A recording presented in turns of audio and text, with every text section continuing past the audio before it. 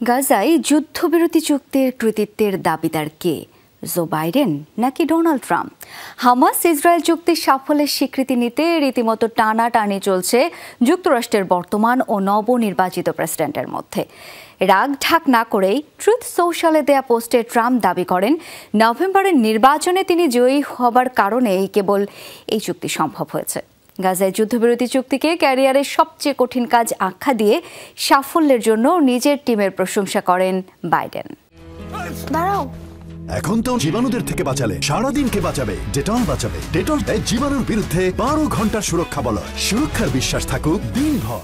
গাজায় ইসরায়েলি আগ্রাসনের 15 মাসে বাইডেন প্রশাসনের হয়ে বেশ কয়েকবার মধ্যপ্রাচ্য সফরে গিয়েছেন মার্কিন পররাষ্ট্রমন্ত্রী অ্যান্টনি ব্লিনকেন।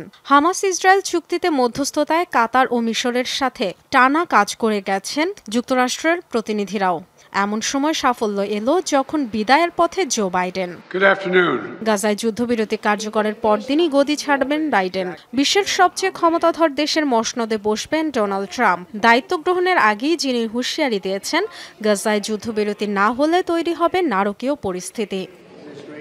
ট্রাম্প তার নব্য প্রশাসনে মধ্যপ্রাচ্য বিষয়ক প্রতিনিধি হিসেবে বেছে নিয়েছেন স্টিভ উইটকফকে। কাতারের দোহায় হামাস ইসরায়েল চুক্তিতে মধ্যস্থতায় গেল কিছুদিন ধরেই স্টিভও যুক্ত ছিলেন মার্কিন প্রতিনিধি দলের সাথে।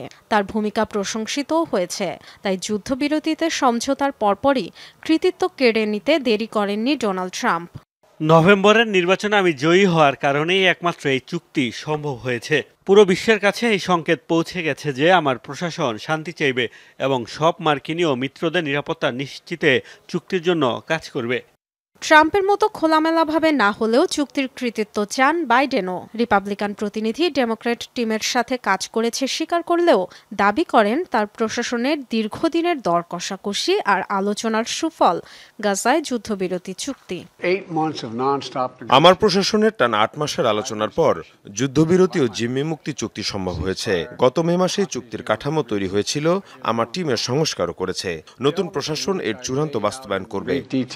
বিশ্লেষকরা বলছেন নির্বাচনের আগে এই চুক্তি সম্ভব হলে হয়তো সুফল পেতেন জো বাইডেন। প্রেসিডেন্সির শেষ সময় বলে পররাষ্ট্রনীতির বড় এই সাফল্য উদযাপনে তেমন সময়ও পাচ্ছেন না তিনি।